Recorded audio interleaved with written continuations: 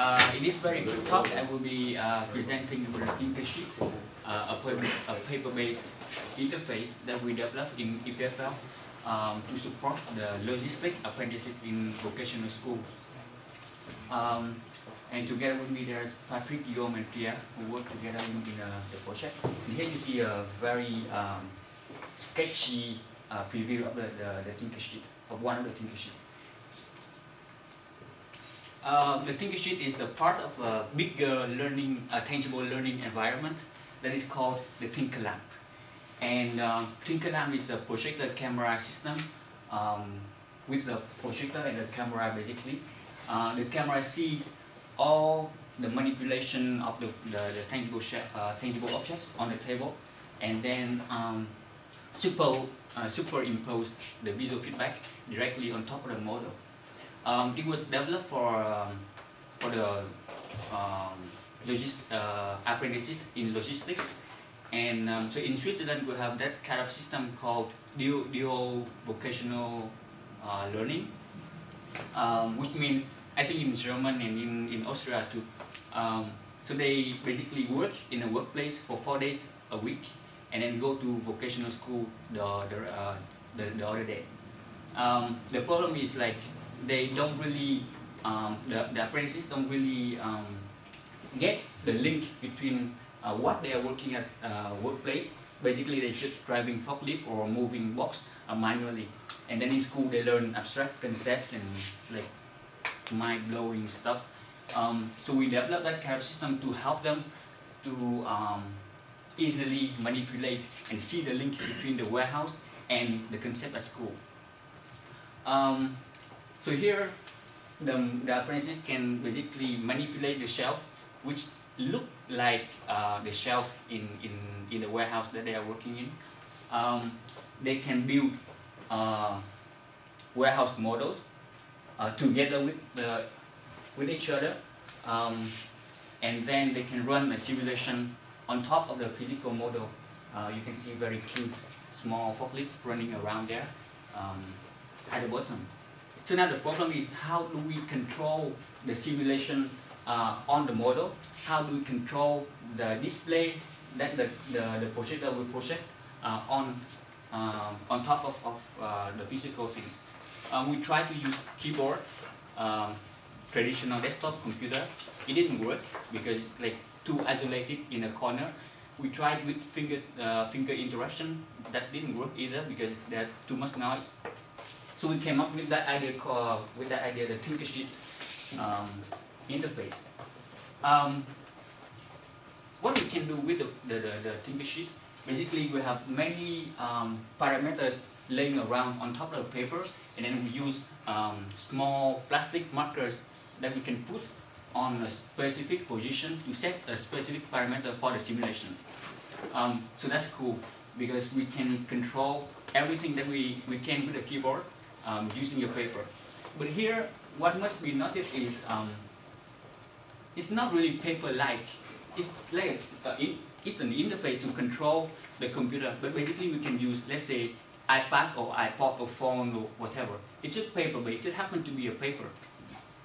Then we say, okay, if it's paper, then we can augment the information on that piece of paper, and now that becomes a digitally augmented document, which is like the two categories that are identified by Frederick at the beginning of the workshop. We have more interface-like, and we have more document-like. So at this stage, I will just quickly show you a video of how the system works.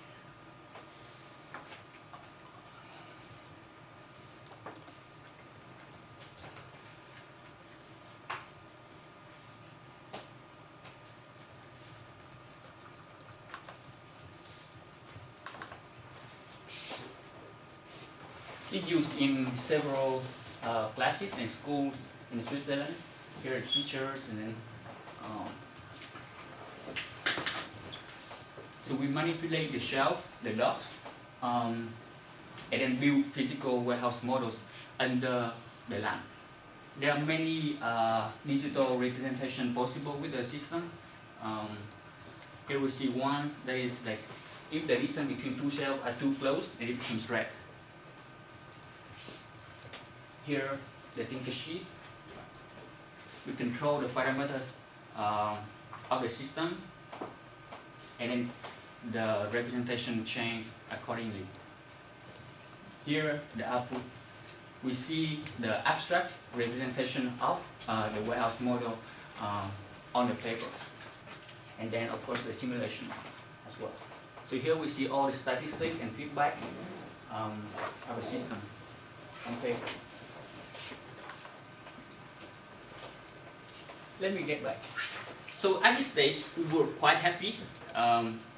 Everything worked. We have a tangible, cool, tangible learning environment. We have the interface that we can control the parameter and simulation. So now we just run an experiment, a study, and then if we see that people learn more using this interface, then the work will be perfect. It turned out after the study that people using the interface didn't really learn better than people using the traditional paper pencil exercise.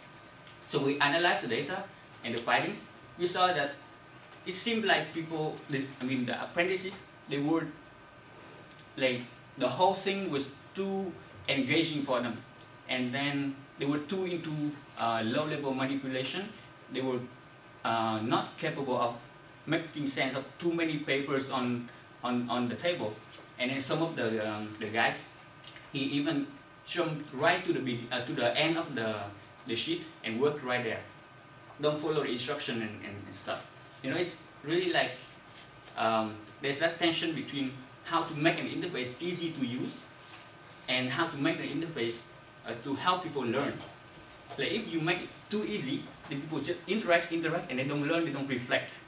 So here we evolve the design to make the paper a bit more structuring the activity. So people would say, here it's a bit hard to see, but it's still a sheet.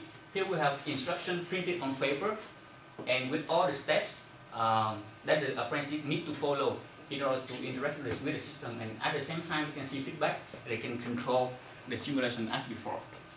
And as well, we also observe that people normally write down the statistics on the paper during the interaction. So we say, okay, so now we leave some spaces on the paper to help them to write down all the stuff, and also to save all the many layouts that they build throughout the activity. As you can see, over the time, the TinkerSheet interface becomes more and more papery. You can say here it's not really paper, nice paper, and now everything is really paper. You can write, you can interact at the same time. So we are happy again. We ran an experiment last year, this year, and then it turned out that people didn't really learn. And we analyzed again the data. Why? It turned out that people didn't really reflect, and then we have to adapt and evolve the design again. And you can come over to my poster this afternoon to see the result. Okay. Thank you very much. Thank you, sir.